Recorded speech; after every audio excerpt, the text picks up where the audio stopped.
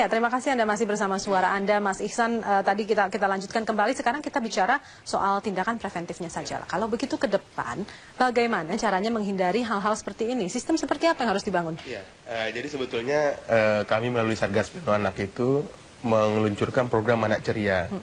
Tujuannya melatih orang tua, guru, masyarakat, sudah berjalan polisi. Ya programnya? Ini lagi proses sekarang itu. Kita lagi dorong ke masyarakat bagaimana caranya membekali orang untuk membuat anak di rumah itu nyaman. Nah, selama ini kan kita tahu bahwa pengetahuan, keterampilan itu sangat terbatas. Orang tua untuk dapat pengetahuan itu harus ikut seminar, harus kemana-mana cari. Kadang baca buku juga malas.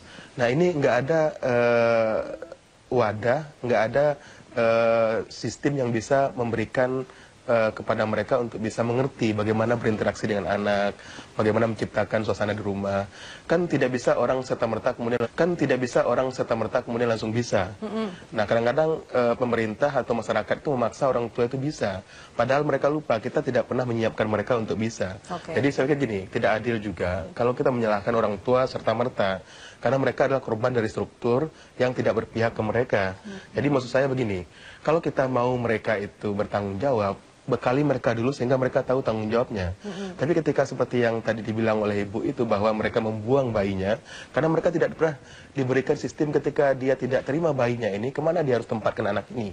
Kalau gitu artinya ini salah pemerintah dong? Korban struktural itu ya tanggung jawab pemerintah. Negara kan sudah mengamanatkan ke pemerintah untuk menjalankan kewenangannya. Ketika dia tidak menjangkau orang-orang ini, kita tidak saling menyalahkan. Cuma kita mengatakan... Tapi sulit juga kalau kita bisa menyalahkan pemerintah untuk warga yang tidak menggunakan akal sehatnya begitu. Misalnya kan karena menyiksa orang itu kan maksudnya tidak perlu diajarkan. Janganlah disiksa anak begitu. Tapi kita harus tahu begini, pertanyaannya kenapa orang melakukan penyiksaan? Ini kan tidak serta-merta orang melakukan penyiksaan. Ada tahapan sampai dia melakukan penyiksaan. Pertanyaannya, ada nggak kita negara hadir pada saat tahapan ini berproses?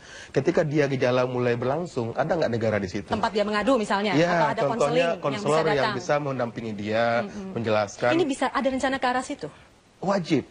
Sekarang BKBN sudah meluncurkan. Kementerian Sosial sudah ada namanya program kesejahteraan keluarga, ada keluarga sakinah. Jadi rencananya sudah ada nih ya, sudah cukup lengkap, bimbingan penyuluhan sudah dilakukan. Ini sudah ada di kementerian semua. Sudah ada di kementerian, sebetulnya sanksi-sanksi tegas juga sudah diatur oleh Undang-Undang Perlindungan Anak ya. Dan itu cukup lengkap ya Mas Ihsan? Implementasi ke lapangan, itu daya jangkaunya tidak mampu menjangkau semua. Contoh gini, BKBN mungkin hanya bisa sampai ke beberapa titik. Kemudian ke Mensos hanya menjangkau di beberapa titik. Jadi antar lembaga ini juga harus ditingkatkan lagi ya? Jangkauannya tidak bisa menjangkau semua masyarakat. Baik. Semoga bisa segera memberikan hasil, Mas Ihsan, begitu ya, dan kita bisa segera sama-sama meminimalisir hal-hal seperti ini. Terima kasih untuk kehadiran Anda di Suara Anda. Selamat malam. Selamat malam. Dan pemirsa, memang semoga tidak ada lagi anak-anak yang menjadi korban dalam permasalahan apapun di kemudian hari, dan pemerintah segera merevisi undang-undang yang berhubungan dengan perlindungan anak. Saya Zelda Savitri undur diri. Terima kasih atas atensi Anda. Sampai jumpa minggu depan.